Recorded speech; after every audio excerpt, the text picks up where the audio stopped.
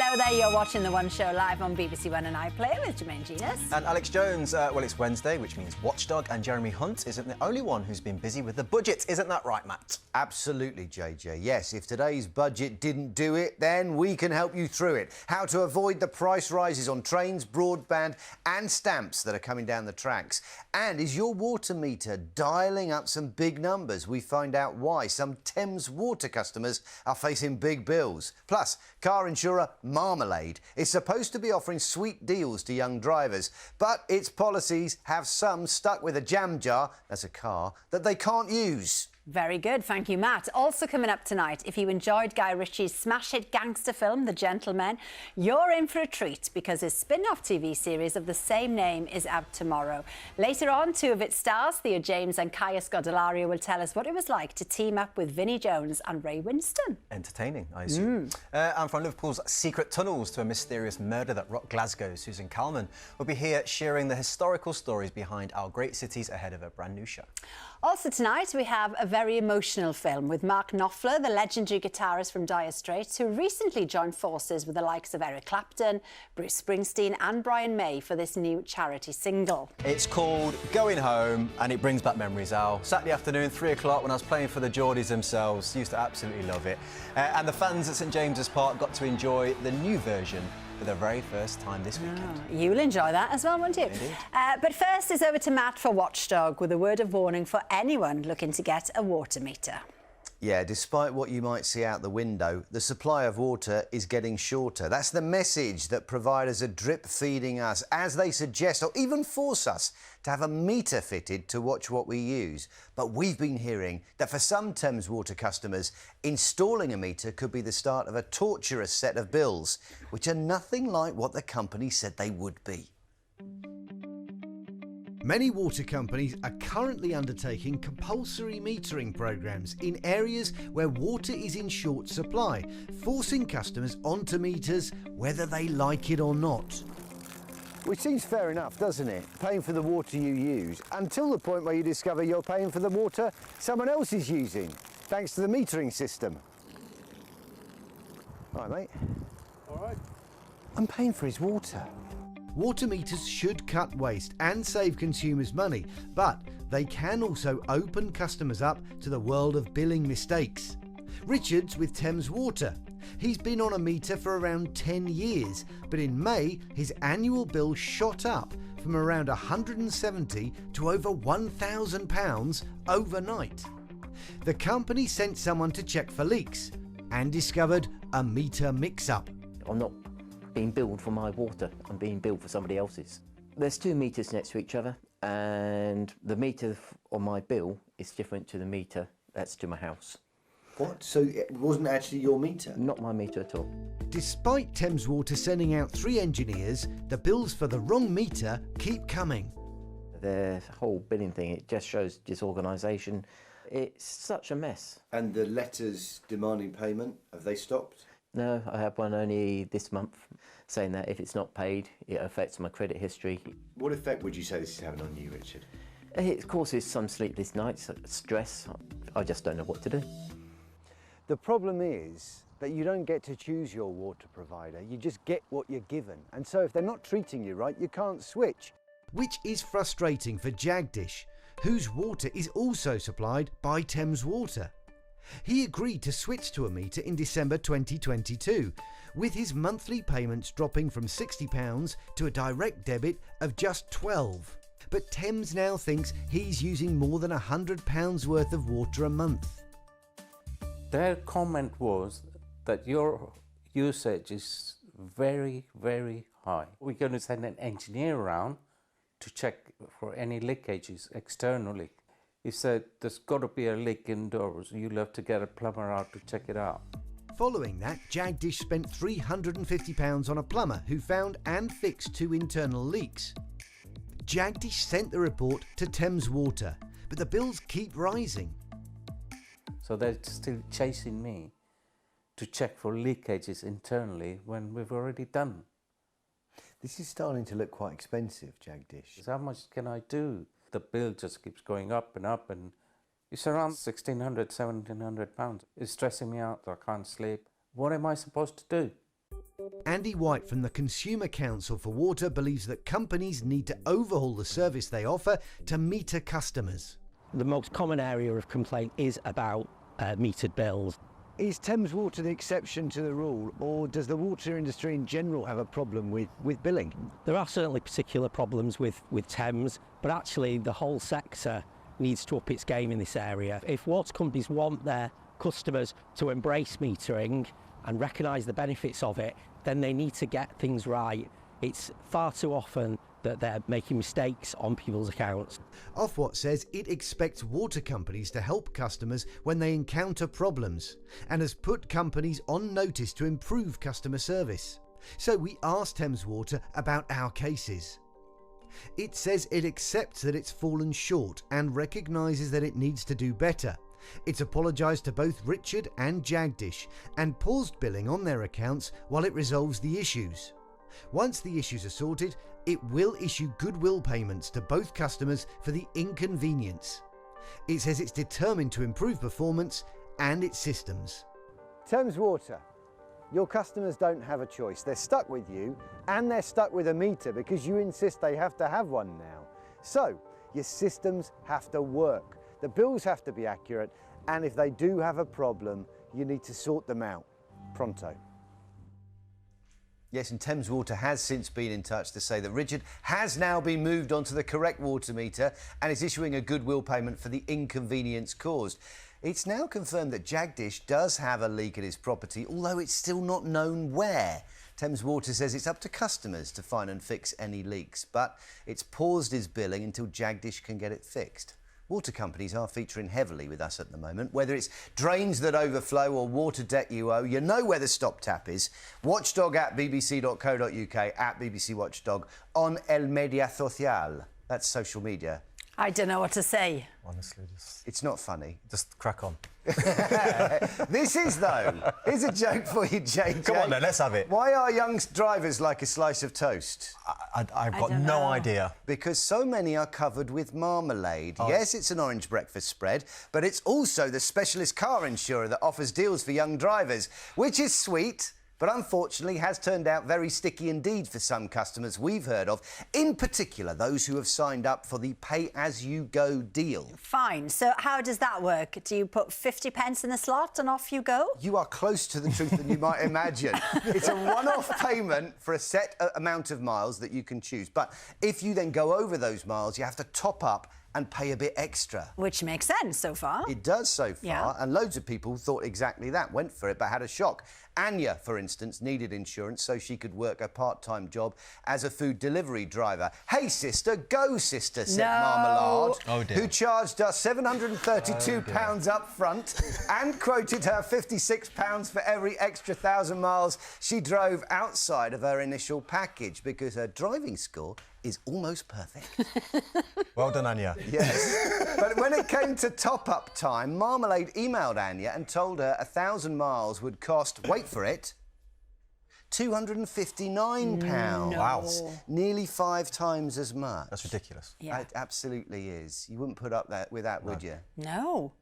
What did Marmalade say? OK, Marmalade said it would waive the cancellation fee if she wanted to leave, but not the upfront fee of 732 quid. And that means Anya can't afford to go anywhere else. It's had a massive impact. Have a listen to Mum Charlotte. She was absolutely devastated to get a 5-fold increase on her insurance premium. So thought she's going to have to give up a job, thought she'd have to give up a car, and eventually turned to us to ask for some financial help, which really dented her independence and confidence. And we know loads more customers dismayed by Marmalade. Why has this happened, I hear you ask? Why has this Why? happened? Why? Thank you. Marmalade says, due to a system error with its pay-as-you-go car insurance policy, fewer than 2% of customers received an incorrect top-up rate. It was too low to start. It apologises and says it understands those customers might not have bought the policies if they'd known it was going to go up by so much. It's working with those customers to find a resolution. Interesting, Marmalade.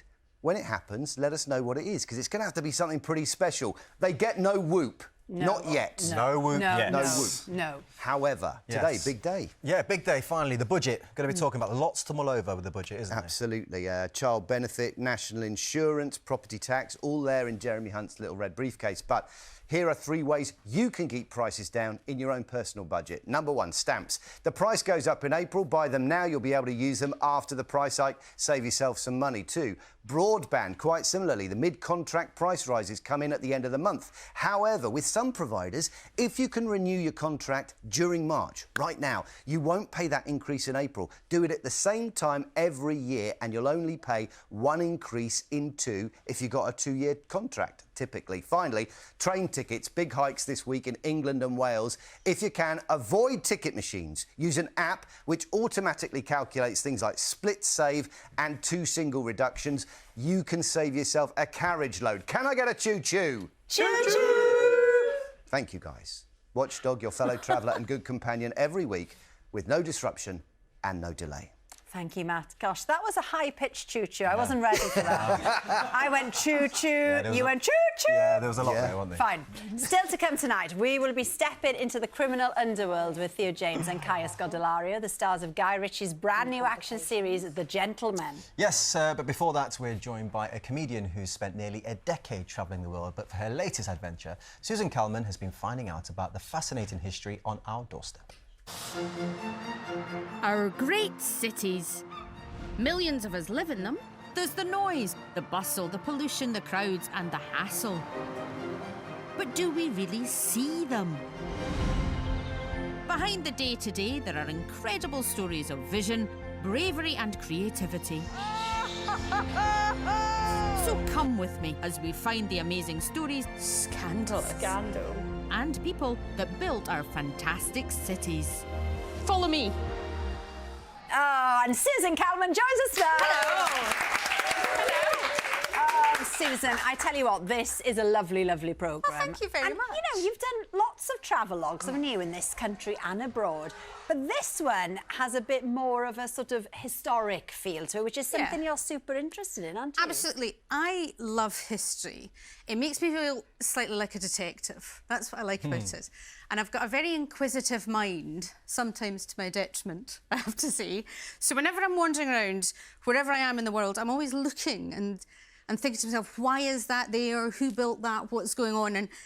And by looking at our history, we can find out why we are where we are and what we should be changing. So it was really nice. I got to put on my lawyer's hat occasionally, which is quite dusty from my previous career. So it was great fun. And you actually got to use those skills, didn't you, for a case that you were looking into in Glasgow? Yeah. It was a bit of a blast from the past. In 1990, this is one of the things I'm most proud of, I won the British Professional Women's Public Speaking Competition. Did you? I did. It's no surprise, Susan. Bob Holness presented the prize. Did he? I've still got a video cassette of my winning performance. I think they taped over the young ones to tape it. And it was about the Square Mile of Murder, which is a part of Glasgow where 4 very notorious cases took place. One of them is Oscar Slater, huge miscarriage of justice. What's really interesting, though, is Arthur Conan Doyle got involved. And that's one of the reasons why the case came to light. So even back then, early 1900s, celebrities were getting involved and in that way bringing miscarriages of justice to light. So it's history, but it's still really relevant, I think, to what's happening today. Yeah. And then you go to Newcastle. Yes. And that is a grim one, isn't it? Like horrible histories. Yes. You go after somebody who was a witch hunter. Yes, so it's a bit of a different show. We don't shy away sometimes from slightly difficult subjects. And in Newcastle, there was the largest execution of witches in one day in England.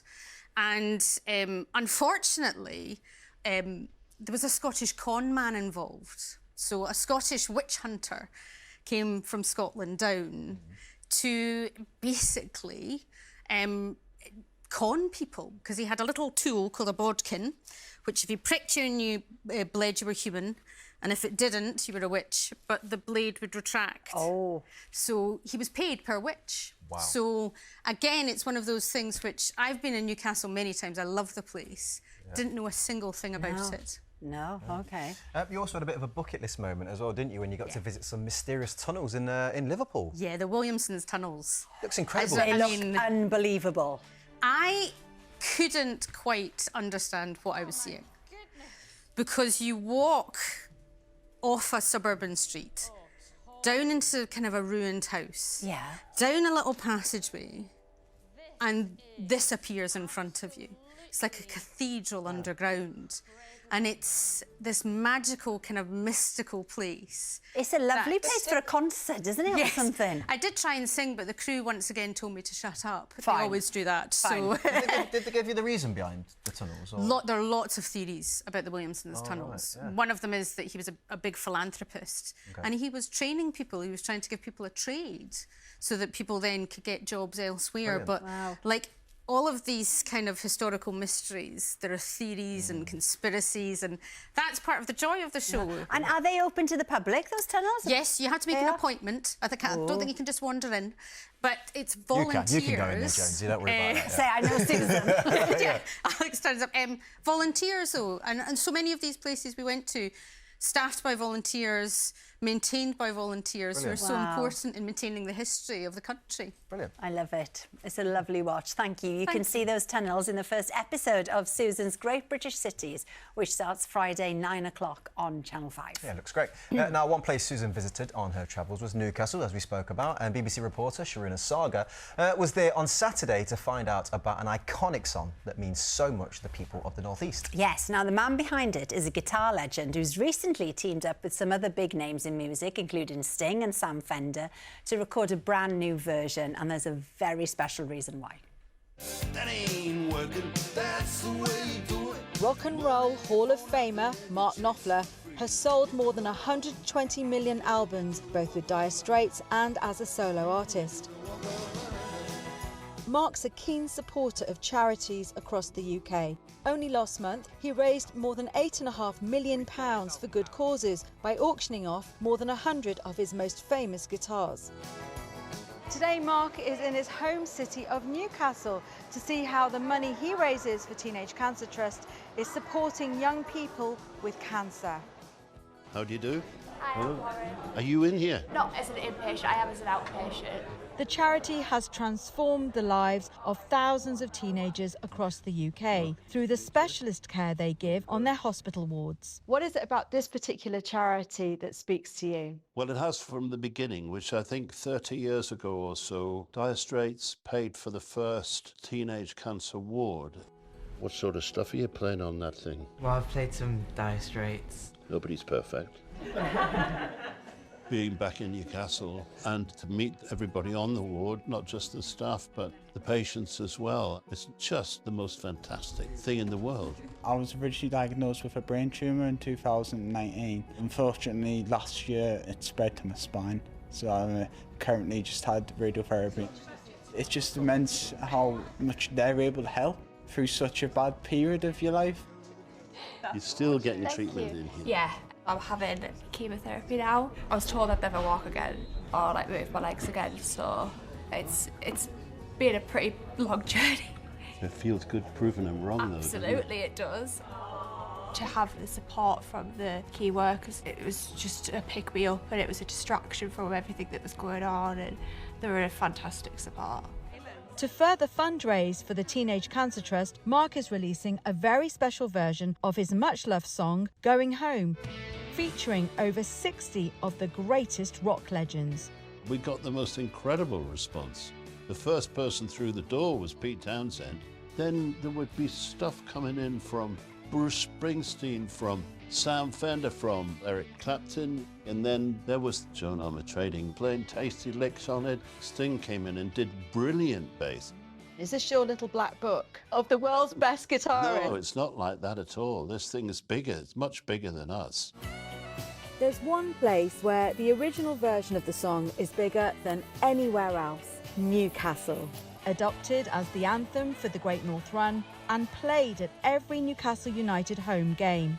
The song just gives me whole body chills. And when you walk into the stadium and you hear that song, you just feel magic. I think it just reminds you of Newcastle. It's something that reminds you of home.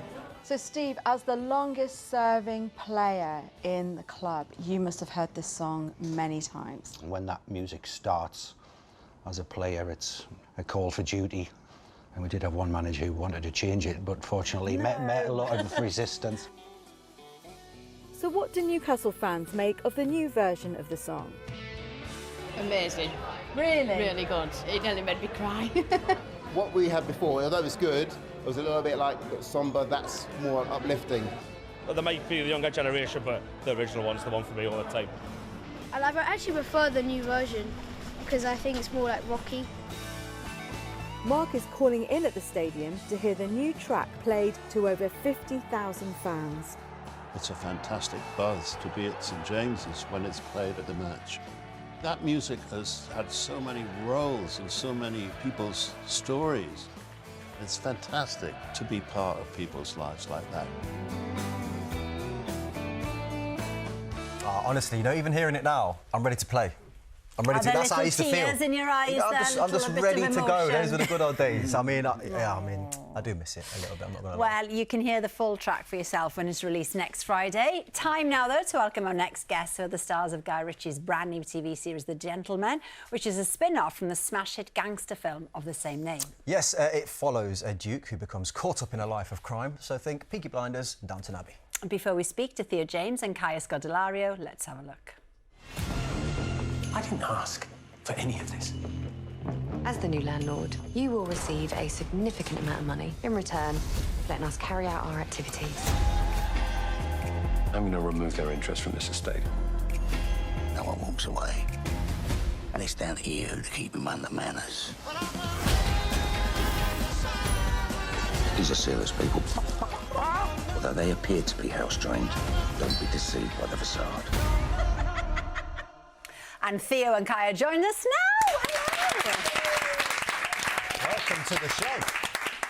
So, Theo, now then, this is essentially set in the same sort of world as Guy Ritchie's film from 2019, but the story is very different, isn't it? Yeah, it's the same world, but very different story, very different characters. It's about Eddie. He's in the army. He comes home for his father's funeral, and he inherits the entire estate. He kind of leapfrogs his brother, and he discovers that under the estate is a massive weed empire is being run by Kaya's character and her father, the great Ray Winston. That was interesting, working with Ray. So, Kaya, as we just mentioned there, so your character, Susie, yeah. I hear she's a very powerful character. Did you base her on anyone in particular?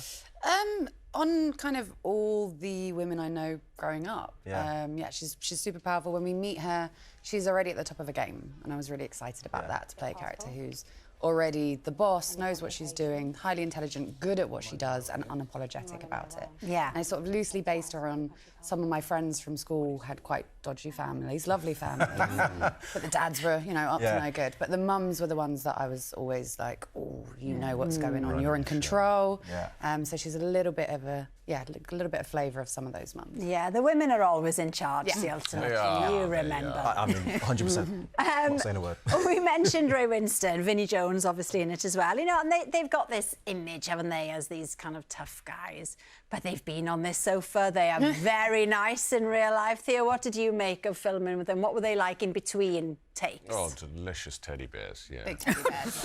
we would, you know, cuddle and spoon. Bedtime stories. No, I mean, actually, Ray is so lovely, and the same with Vinnie. You know, Vinnie is. It's lovely to see him in this because we're used to Vinnie as a footballer, as an actor, as a certain version of Vinnie. But in this, he has a softness to him, which is lovely to see. Yeah, you didn't see Vinnie as a footballer, did you? No. Yeah, you wouldn't have said that otherwise. Kai, we're going to talk about something that I love to talk about, and I'm always talking to Anna about it. She'll never listen, so I can talk to you about it quickly. Go on, then. Golf. Yes. You had to work on your golf swing, I hear. Yeah, there's a scene where we're playing golf in the show, and I'm quite competitive. So Love it. That's a nice Look swing. at That was That's one a nice lesson. swing. That was one lesson. That is a great swing. That is loved a it. cracking swing. I got so into Love it. golf. Been playing since I was 5. Oh, wow. And it's my favourite thing in the entire world, golf. Yeah, amazing. And you've got an natural swing. Thank you. You've got a natural swing. Thank Go you. Oh, I was going to ask what your handicap was if you're playing. Well, unfortunately, I work too much to actually. I used to have a handicap of about 11. Wow, that's pretty But good. to be very honest, good. I'm one of these people that doesn't focus on that. I just think golf is one of the most wonderful, relaxing, beautiful things in the world. But also aggressive. Susan, you are fueling the fire. Yeah. I mean, he plays golf so much, he knew where you were standing on what... Did you? Oh, my God. Really pretty. Go on, check. And that's in the show. Was That it was at Brocket the Hall? course Was it at Brocket Hall? Yes. You were? Yeah, it was. I know that range. I know it inside out. Ridiculous. I know that bit of Been there grass. plenty of times. There are rumours now then, Theo, moving on from golf, Yes. about a third White Lotus series in Thailand. Yes, yes. The last one was in Italy. Amazing. Absolutely loved it. Oh, cool, yeah. It looked like a tough gig. It was, yeah, look, just constantly boozing in the sun. No, it was a great gig, and I'm looking forward to what they do in Thailand. Mike, being Mike, will probably subvert expectations in completely the opposite direction. Yeah. But yeah, it was a great show. Yeah. And Kaya, a TV series that a lot of people remember you from as well will be Skins. I'm sure you enjoyed your time on that show. Long time ago. Not that long. It was Do you so long ago. manage to keep in touch with any other cast at all? Yeah, most of us are really close. I'm lucky to call a lot of them some of my closest friends in the world. Last night we had our premiere and Joseph Dempsey was there, Clarissa Clayton, Megan Prescott, little mini Yeah, because a lot have reunion. gone on to do some great things as well. Yeah, we had a wonderful time on that job, and we're all most of us are very, very close. I'm very grateful for their friendships. Oh, nice. Yeah, it doesn't feel like that long ago at all. It doesn't 17 indeed, years. doesn't. Is it? Yeah. No. 17 years. I know, babe. Goodness me. What? It flies. Well, you can watch The Gentleman from tomorrow on Netflix, so make sure you go and watch that. Now, question for you, Theo. Holly asks, would you be interested in playing a superhero in the future? Captain Underpants. Yeah. Perfect. Wow. Perfect. Jane says, saw the first episode of Gentleman at the premiere last night. Can't wait to see the rest of the series. Big fans already. Diane says, such a lovely, bubbly Scot. She must be talking about you. Please keep your programmes coming. And we got one Thank here you for very you much. as well, Susan. Leslie says, I love all the programmes that Susan does. She's a great lady and such an inspiration for us all. Oh, that's very nice. Thank The you love very is in the much. studio You come on today. here, so we make you feel good. Thanks to all of our guests tonight, Theo, Kaya and Susan. OK, now it's World Book Day tomorrow, and we'll be celebrating the grand final of the BBC's brilliant 500 Words children's writing competition. Yes, it all kicks off on BBC Breakfast tomorrow morning with John Kay, who's been behind the scenes with the judges. Then tomorrow night, we'll be bringing you all the action from the big day. Nearly 44,000 children entered their stories, and the 50 finalists were invited by Her Majesty the Queen to a very special ceremony at Buckingham Palace to find out who had won. With actors Tom Hiddleston, Hugh Bonneville and Matilda herself, Alicia Weir, among the celebrities tasked with announcing the winners and reading their stories. All that and more in our special World Book Day programme 500 Words with the One Show tomorrow at 7. Oh, it was a wonderful day. Yeah. That will be a perfect end to World Book Day for the children tomorrow. So get them in front of the TV. You do not want to miss it. 7 o'clock, BBC One and iPlayer. Have a lovely evening. Good luck with the costumes tonight. Sorted. Boxed Yes. off. Good night.